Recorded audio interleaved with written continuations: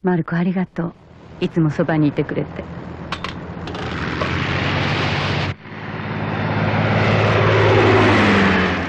Ah, nous chanterons le temps des cerfs, égare au Seigneur, et mère le moqueur, seront tous en fête.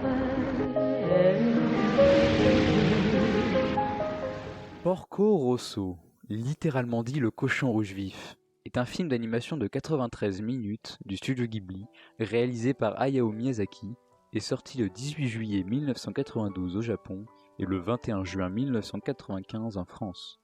À cette époque, les studios Ghibli venaient de finir la réalisation du film d'animation de Souvenirs goutte à goutte.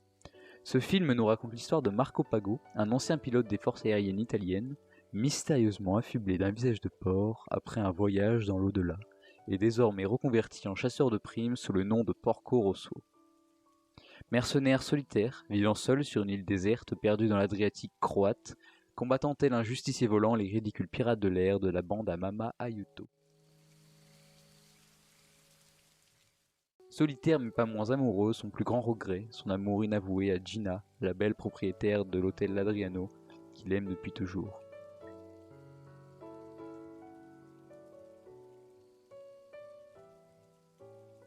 Le pilote Curtis, engagé pour descendre Porco, le provoque et détruit son avion.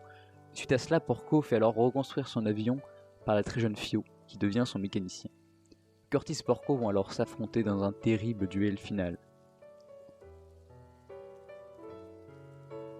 Mais se déroulant vers 1929 dans la partie adriatique de la Croatie, ce film est l'un des rares à s'ancrer dans un récit presque réaliste, dans un contexte géographique et historique précis. L'action se déroule entre la Première et Deuxième Guerre mondiale dans une Croatie fasciste. Dans ce film, Miyazaki nous transmet sa vision de la guerre qu'il décrit comme absurde. Une absurdité d'ailleurs évoquée lors de la scène de combat final entre Curtis et Porco, un combat laissant les deux rivaux, tous deux dans un état physique déplorable.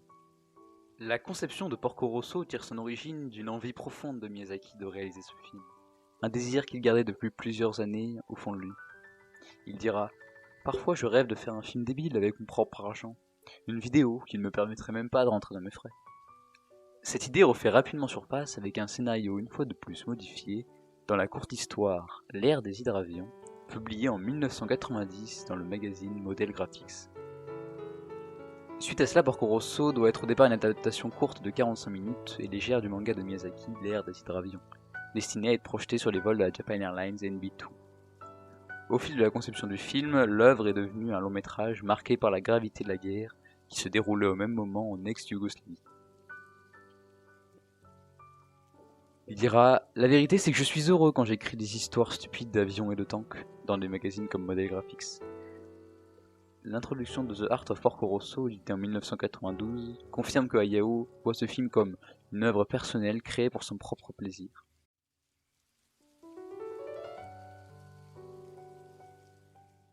À travers Porco Rosso, Hayao nous transmet une véritable passion pour l'aviation.